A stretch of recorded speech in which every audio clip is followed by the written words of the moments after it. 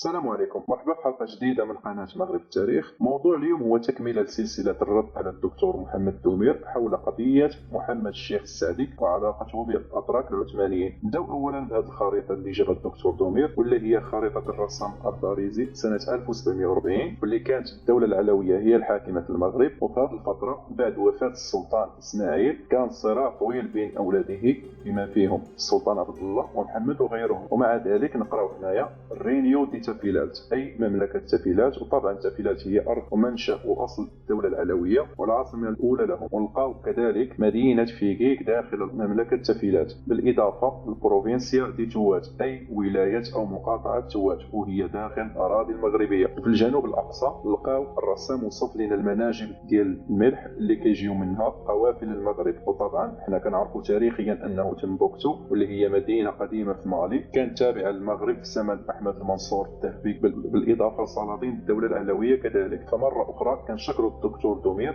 على هذه الخرائط اللي كتبين ارتباط الصحراء الشرقيه بالمغرب. اذا ندخلوا الموضوع ونسمعوا الدكتور شنو قال.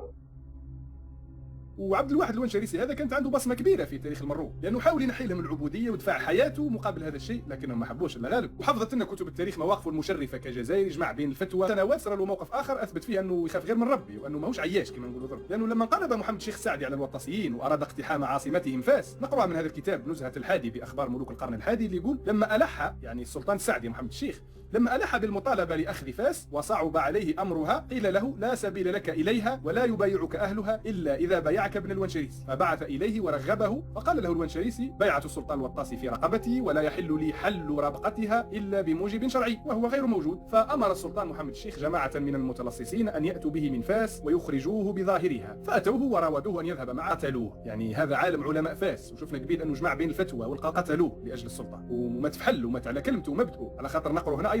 إذا كيف ما سمعتوا، فسبب عدم مبايعة ابن الونشريسي للسلطان محمد الشيخ هو أنه فحل وماشي عياش. والسؤال هو واش هذا الكلام صحيح؟ الجواب في نفس الكتاب اللي هو الإعلام قاموس وتراجم للمؤرخ خير الدين، بأن الونشريسي لما سألوه عن بيعة السلطان محمد الشيخ كان الجواب أن بيعة هذا الرجل المحصور في رقبته، وكيقصد بها السلطان أبو حسون الوطاسي. يعني باش نبسطها لك يا دكتور، ابن الونشريسي ما رفضش البيعة لأنه فحل وبطل العالم في الوزن الثقيل، بل لأنه كان أصلا مبايع لأبو حسون، يعني كان عياش للوطاسيين. بل هو ما كانش عياش عادي، بل كان عياش من درجة شهيد، لأنه مات في سبيل باش يبقى عياش للوطاسيين، وهذه من أرقى وأسمى درجات عياش. النقطة الثانية، ابن الونشريسي صحيح انه اصله من جبل ونشريس الجزائر، ولكنه تولد وكبر ودرس في فاس، وحتى الاب نتاعو كذلك نفس الشيء، وكان كذلك عياش الوطاسيين وكبر ودرس في فاس.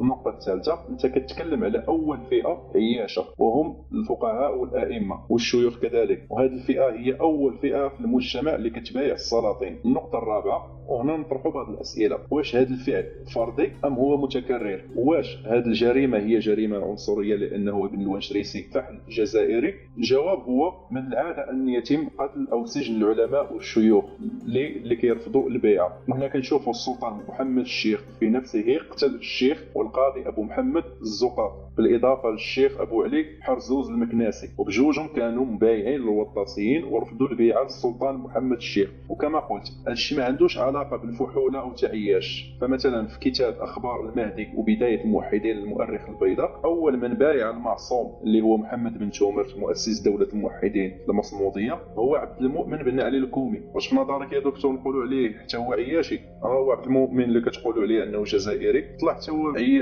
واخيرا، من العيب والعار انه شخص بحال الدكتور دومير اللي كينشر فيديوهات حول القران والدين يوصف البيعه بانها تعيش، لانه الرسول صلى الله عليه وسلم قال: من مات وليس في عنقه بيعه مات ميتة الجاهلية. لهذا جل المسلمين من زمن الصحابة اللي بايعوا الخليفة أبو بكر الصديق وعمر بن الخطاب وغيرهم رضي الله عنهم كانوا يبايعون الخلفاء والسلاطين المسلمين، مع العلم أنه الخروج عن الحاكم لا يكون إلا بعذر شرعي. لهذا الونشريسي وكذلك أبو علي المكناسي رفضوا الخروج عن الوطاسيين، مع العلم أنه في نفس الكتاب اللي جابه دومير كيقول أنه لما وصل خبر مقتل ابن الونشريسي إلى السلطان ساءه ذلك، أي حزن وغضب لمقتل ابن الونشريسي، يعني ما كانش في النية نتاعو أنه يقتلوه. وكنصيحة أخوية لدومير من الأحسن تراقب المصطلحات اللي كتقولها، لأنه البيعة ليست بتعياش. ندوزو النقطة أخرى ونسمعوا الدكتور دومير شنو قال. موضوع الحلقة اللي هو هذا في ثلاث، قلنا حسن باشا والكونتي ديال كواديتي ومحمد الشيخ سعد اللي قتل الونشريسي. محمد الشيخ هذا عجبته روحه وقال لهم ساحتل شمال افريقيا كله وساصل حتى لمصر بهذه الكلمه لمصر. وكي قالوا له ما تقدرش تقبل زوج دول اكيد راه قال لهم واحد الملاحظه مهمه، كان من الافضل انك توضع الصوره ديال السلطان العثماني سليمان، لانه الحرب اللي كانت في ديك الفتره هي كانت بين الدوله المغربيه السعديه والدوله العثمانيه، بينما حسن باشا وغيره كانوا مجرد خدم بيادق في يد السلطان العثماني. والدليل على ذلك، وبما انك جبت كتاب الاستقصاء لاخبار المغرب الاقصى المؤرخ الناصري، اذا علاش ما تكتبش السبب قول السلطان محمد الشيخ لهذا الكلام؟ لانه السلطان العثماني فاش فشل مساعده الوطاسيين لانتهى حكمهم طلب من محمد الشيخ السعدي يكون تابع للاتراك ويدعو له في المنابر، لهذا ارسل سفير الى السلطان محمد الشيخ، ولكن محمد الشيخ جاوب بكل شجاعه بكل قوه: لا جواب لك عندي حتى اكون بمصر ان شاء الله. بل كان كيستهزئ بالسلطان العثماني وكان يوصفه بسلطان الحواته. ونطرح السؤال: علاش السلطان محمد الشيخ رفض مبايعه السلطان العثماني ورفض يكون عياش بحال عياش الجزائريين اللي كانوا مبايعين السلاطين العثمانيين؟ لانه بكل بساطه كان كيعتبر نفسه هو الاحق بالخلافه لعده اسباب. اولها انه الخليفه يجب ان يكون من قريش، لان الرسول صلى الله عليه وسلم قال إن هذا الأمر في قريش، ويقصد بها أنه الخليفة يجب أن يكون من قريش. وبطبيعة الحال محمد الشيخ من النسل الشريف، بينما الأتراك ليسوا عربا أصلا. على العموم رجع الموضوع، فإن السلطان محمد الشيخ السعدي هدد السلطان العثماني بكل شجاعة ورجولة وتحداه في مصر بمعركة. في نظركم شنو كانت ردة فعل العثمانيين؟ نسمعوا الدكتور دومير شنو قال. الشيخ مازال يفكر ويتجهز لاعاده الهجوم على تلمسان. وصلوا له الرجال الجزائريين لخيمته داروا وقطعوا له راسه في بلاده في ليله اول نوفمبر من العام 1557. راسه داروا في شكاره وجابوه الجزائر وزادوا بعثوه لمصر اللي كان حاب يحتلها حتى هي، وزادوا بعثوا راسه لاسطنبول سليمان القانوني اللي كان يتحدى فيه. اما القائد لسهلها سوءا. ولكن قبل ما نختموا ما زالت حاجه حاب نناقشوها تتعلق بتنفيذ عمليه اغتيال محمد الشيخ السعدي في داره. المراركه كيما اخونا هذا، وانت بالمناسبه وجد روحك للحلقه الجايه عندي هضره معاك، يقولوا باللي راه ملي تسلوا لدار محمد الشيخ وقطعوا له راسه راهم اتراك ماهمش جزائريين. شغل جتهم طايحه يعترفوا بطول البلاد ما فيهاش رجال، والتركي يسوى 1000 مروكي عند السلطان، ولا لا؟ لانه هذا الشيء لو كان نسقطوه على مفهومنا المعاصر نقدروا نشبهوه بهذا اللي هو ضابط مروكي شاف الفساد في بلاده وفي الجيش تاع بلاده ونشق وهرب، وشفناه راح لاسبانيا وجا الجزائر. واش رايكم تتفقوا معايا بانه مش منطقيه هذه الروايه؟ نكونوا اتفقنا بانه راسه طار في عمليه نوعيه خاطفه وان شاء الله. طبعا هنا تزوير وتدليس واضح من الدكتور دومير. نرجعوا لكتاب نزهة الحادي ونقراو انه بعد تهديد السلطان محمد الشيخ بملاقاة السلطان العثماني في مصر فتخوف منه السلطان العثماني وبعث لأتراك الجزائر ان ياتوه براسه. وكما قلت مسبقا الجزائر هنا مجرد بيدق وخدم في يد السلطان العثماني، فبعثوا رجلا من ابطالهم مظهرين له انهم هربوا من العثمانيين ورغبوا في خدمته، يعني السلطان محمد الشيخ. فلما قدموا الى السلطان محمد الشيخ السعدي فرح بهم واستقبلهم وكان يأمن بهم. وبعد فترة إحدى حركته إلى جبال الدر جاءتهم الفرصة على حين غفلة وضربوا رأسه بشاقور ضربة واحدة وحملوا رأسه وذهبوا به إلى السلطان قسطنطينة. نفس القصة ذكرها الناصري، مع العلم أنه الرواية كتقول أنه لما دخل هؤلاء الأتراك إلى السلطان محمد الشيخ كان منهم واحد تركي اسمه صالح الكاهية، وهو اللي كيترجم للسلطان كلام الأتراك، مما يعني أنه بالفعل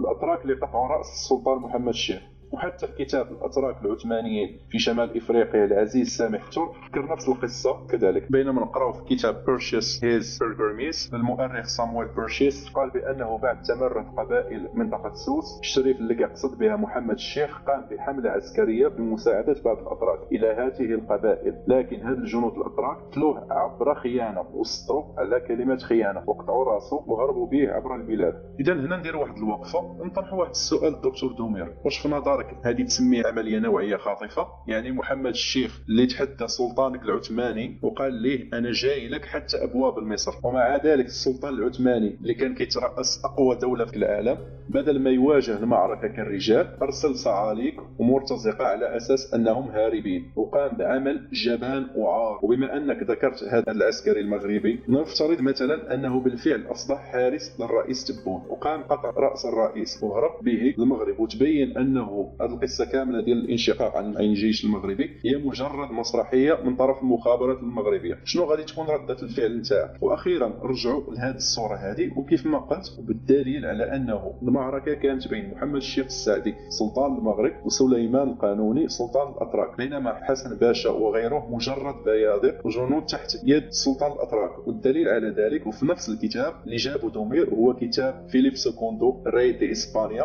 من بعد وفاة الباي حسن كورسو اللي أصله من كوراسيكا، عين السلطان سليمان حسن ابن خير الدين بربروس كحاكم للجزائر باش يواجه السلطان الشريف. وهنا خاصكم تشوفوا التزوير والكذب اللي داروا الدكتور دومير. نسمعوا شنو قال. يقول كان نهار 1 أوت 1557، يعني عندها بالضبط 466 سنه، يعني انا في شهر أوت، وقعد الجيش الجزائري مرابط في فاس حتى ل 20 أوت، يعني 20 يوم باه رجع للجزائر. علاش تكذب؟ ولكن الترجمه الاصليه كتقول انه بعد معركه في فاس انسحب مهزوما، وسطروا على كلمه ميسيدو لانها كلمه اسبانيه قديمه كتعني ان مهزوم. وباش نختم الفيديو، تعقلوا على المنشور المضحك اللي ديال الدكتور دومير حول اول فيزا في العالم واللي كانت من حاكم الجزائر للانجليز. نقراو هنا في هذا الكتاب بالانجليزيه الترجمه للوثيقه الاصليه، واللي ما بغاش الدكتور دومير يترجمها لنا. نحن حسن باشا، وطبعا هذا حسن باشا هو حسن اخر والملقب حسن البندقي لانه من مدينه البندقيه فينيس، اي انه ماشي جزائري. كملوا فايس روي اند لوتيننت اند كابتن، اي انه وصف نفسه بنائب للسلطان وضابط كابيتان ديال ولايه الجزائر. نمنح حريه الملاحه والتجاره لتوماس شينغلتون، وبينما تعترف بفضل الباب العالي سيدنا السلطان مراد العثماني. اذا كيف ما كتشوفوا هنايا فحسن البندقي كيوصف راسه بانه مجرد نائب للسلطان وخادم يمنح حريه الملاحه والتجاره باذن من السلطان العثماني. اذا بكل بساطه الجزائر ولايه عثمانيه فيها خدم تابعين للسلطان العثماني، وحتى ولو افترضنا انه كانت مستقله عن الدوله العثمانيه فانت كجزائري ما عندكش الحق اصلا تحكم في بلادك. يعني بكل بساطه اغلب الدايات والبايات والباشوات واعضاء الديوان كانوا اغلبهم اتراك او اجانب، او على الاقل كانوا كراغله. اخرهم داي حسين اللي هو اصلا ما عنده حتى شي علاقه مع الجزائر سوى انه حكمها، مع العلم انه تزاد اصلا في تركيا. اذا نهايه الحلقه، والسلام عليكم ورحمه الله تعالى وبركاته.